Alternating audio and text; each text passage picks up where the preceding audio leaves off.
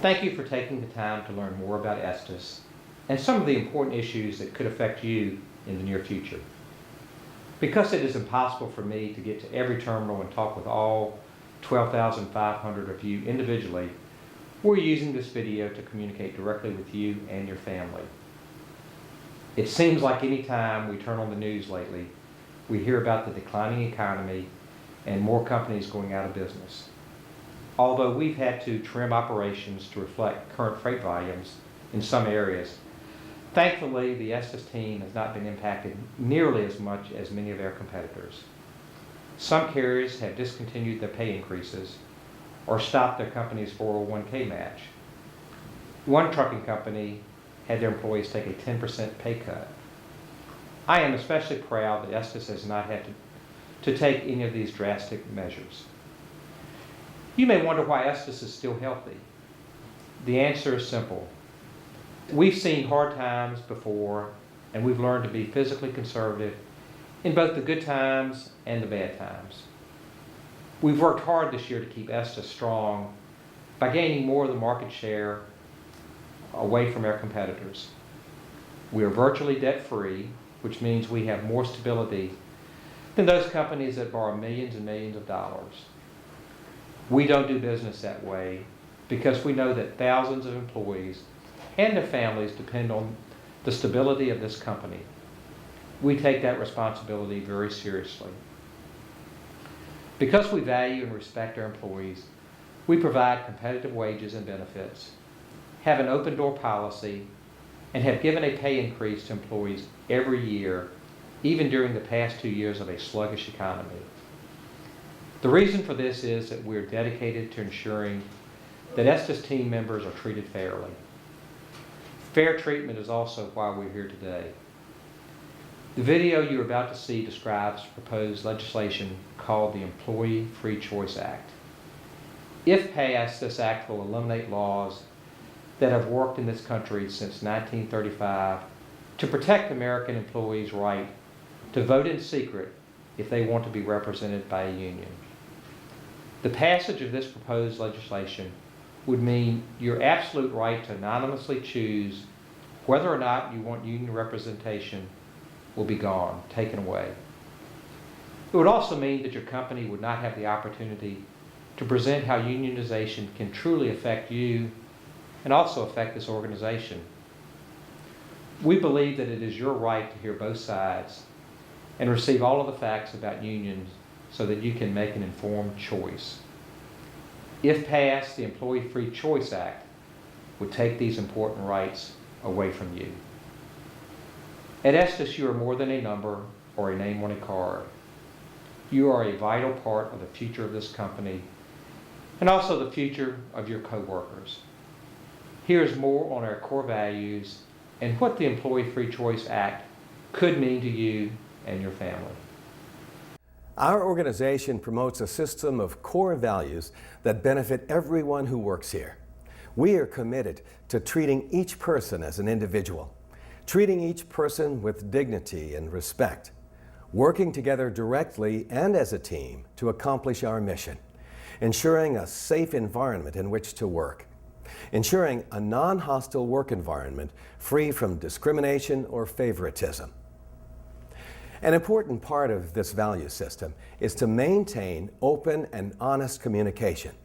We believe this has been one of the reasons for our success. You are encouraged to talk with your supervisor about any concerns you may have regarding your job or any aspect of the organization. If your supervisor doesn't have the answer to your question, you will be directed to someone who does. Another cornerstone of good communication is the ability to deal directly with each other without intervention by a third party. Our company is non-union, and we highly value our direct relationship with our employees. This direct relationship allows us to quickly resolve the inevitable challenges that arise from time to time in any workplace. Plus, our direct relationship ensures that we can rapidly and effectively respond to changing market conditions and gain an advantage over less agile competitors. As we continue to grow our business and build our workforce, we open up new opportunities as well as challenges. One of those challenges could come from an outside third party hoping to cash in on our success and your productivity. Although only a small percentage of employees in the United States choose union representation, it is important for you to know why we favor keeping our direct relationship with employees. Because we are committed to open communication, we want you to clearly understand our position regarding union representation and why we believe it's a mistake. Most people working today don't know much about unions. That's probably because less than 1 in 10 American workers belong to a union. And most people have no experience of how a union tries to organize employees. Unions are a lot like a government that requires more and more money to support itself. Instead of taking taxes, a union charges members a fee called dues. That's where people like you who work for union-free companies come in. Unions desperately need more new members who pay dues each month. Dues are the main way unions generate their income. The amount of money charged each member, multiplied by the number of members, equals the amount of money a union makes. So the organizing of new members is really all about numbers and money. Once, it could be argued that dues paid for protection and services members couldn't get anyplace else. But that was a long time ago, long before laws were passed that have improved the American workplace more profoundly than any union. Minimum wage laws, health and safety standards, equal employment opportunity legislation, as well as requirements for family leave and protection against illegal discharge, and many other provisions protect all employees, not just those who pay union dues. Because belonging to a union now provides few meaningful benefits, union membership has been in decline for the past 30 years or more. International union leaders have become more concerned with maintaining their power within the union than with serving the individual needs of members. When we're organizing a new group, we'll always tell them, we'll always proudly proclaim our democracy, how democratic, the democratic process, and as a new member, you have a say. The international leaders select to a large extent the local leaders and the joint council leaders and the district leaders. They select it. It's not the members. The members often don't even get to elect their workplace leaders. The shop stewards and delegates, they're more often than not, they're appointed by the local leadership, who appoints them based on not their leadership skills, their support level for the local leadership. That's how they select them. They'll tell you exactly what you want to hear to get you to get the card signed and get it voted in. And then once it's done, it's over. I mean, it was like I was nothing. They'll take you out, wine you, dine you, and I've been there, I've done it. And when at the end, they'll cut you like a rope and let you drop. They just, all they want is your union dues, they're either weekly or monthly or whatever. And once they get you to sign the paper, get it voted in, get your union dues, that's all they want. There are a lot of problems that have come up since I've been in the union in the last year. Number one, they were doing house calls to get new membership, and they lied to the people. A lot of things that they promised the people in their homes, they knew from the beginning that they could not come forth with it.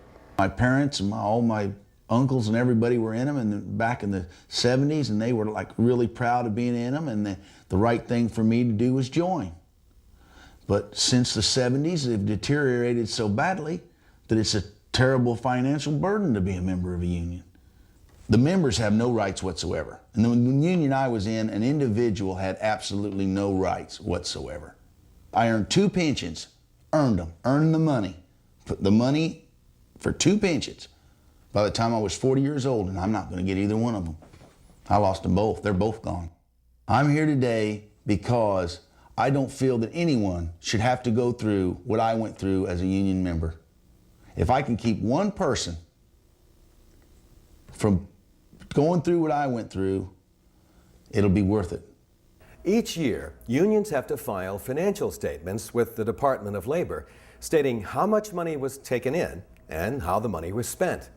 Typically, out of every dollar collected from members for dues, more than 97 cents goes to support the union, which means paying salaries for officials and employees of the union, renting or buying office buildings, paying for travel expenses, holding conventions, making donations to political candidates, regardless of whether most members support those candidates.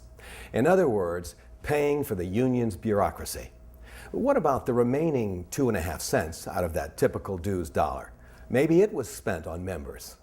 Not according to most union financial statements, which show the amount spent on behalf of individual members is zero, nothing. But some union income is well known for ending up in the hands of organized crime. Mob bosses find unions easy to infiltrate because of their lack of accountability to members. Another reason for the long decline in union membership is the loss of jobs, as unionized employers have been forced to either downsize or to go out of business. And many of those union-represented companies have closed their doors, never to reopen. Entire American industries that are heavily unionized, such as steel and automobiles, have eliminated hundreds of thousands of jobs to survive. Today's marketplace has changed. What happens across the country or around the world will probably affect jobs here in our communities. Cooperation and communication between employees and management is essential in order to improve productivity and to add greater value to products and services. But unions have not adjusted to these new realities.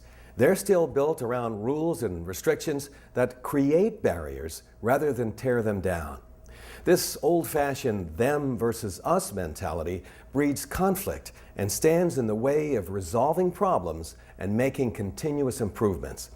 It prevents unionized employees from having the competitive edge they need in the 21st century economy. It's not the 1950s anymore. Back then, around 1/3 of all working Americans belonged to unions. The devastating loss of members, and therefore power, has brought the organized labor movement to a critical moment. Either find a way to quickly increase membership or become irrelevant. Labor's response is proposed legislation that, if ever passed and signed into law, could solve their problem, but at the expense of the right of employees to freely decide whether or not they want a union to represent them. Unions have influenced many members of the U.S. Congress to support a bill that would radically change the way third-party representation is determined. Currently, a union gains the right to represent employees through a process that requires signed authorization cards from a percentage of the people the union wants to represent. Those cards are then presented to the National Labor Relations Board, an agency of the federal government. This board oversees an election in which people cast a secret ballot either in favor of union representation or not. According to the current process, there is a period of a few weeks when employees listen to both the union and their employer discuss the subject of unionization before making a decision. The process is very similar to the way we elect our representatives for local, state, and federal government. It's a process that has worked well in our country for more than 200 years. But the new law that unions propose requires that for a union to represent a group of employees, all it has to do is get cards signed by 50% plus one person, and the designated group is automatically unionized. The union organizers and the union leadership are ecstatic about the prospect, and I understand why. From my standpoint, I don't think it's the best thing for today's employees, because what it does is it lessens the time and the opportunity that the employees have to get the facts, and that's really what the union wants. They don't want the employees to get the facts about union leadership. They want them to sign that card and bypass the election process. And the election process is the period of time in which people can hear the truth about the union. It was amazing some of the ways that organizers had for getting cards signed. I was always pretty straight up. I tried to do it the right way, but I had seen some organizers, because they knew how important the cards were to the principal officer and the other officers of the local, did some pretty crafty things to get cards signed. There are lots of tricks, such as just having one person signed up on a card, but having that card on a stack of cards with a rubber band around it. So as you're talking, you're flashing this big stack of cards, which gives the appearance that a lot of people have already signed. And I've even had organizers take their cards and really, ruffle them up and fold a couple and put them together, so it doesn't even look like a clean deck. It looks like a deck that's been handled by a lot of people. The union cards for an average worker, it's something they're signing because the union guy's there, and yes, they're bent on having a union for whatever their personal reasons are. Maybe it's because their friend Joe signed one, so they'll sign one. That's what it comes down to. But that's what gets us our vote. If an authorization card is ever offered to you to sign, please keep these facts in mind. A card is a legal document. Your signature authorizes a union to represent you in collective bargaining negotiations which determine the conditions under which you work. Signing a card is always a serious decision, but under new legislation that unions are determined to get enacted, enough signed cards mean you are automatically represented. End of story. The policies of our organization have been created to promote an employee-friendly environment that is respectful and provides competitive compensation. There is simply no need for outside representation. It cannot provide anything you don't already have as a member of our team. It would not add to the quality of your work life, but would be an obstacle to attaining our goals.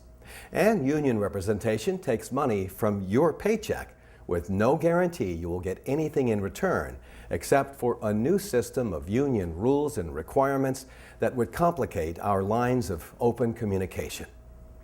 The prospects for your future are exciting. Our success is based on working together directly to find solutions, to innovate, and to add value, while offering rewarding career opportunities. With your help and cooperation, that success will continue.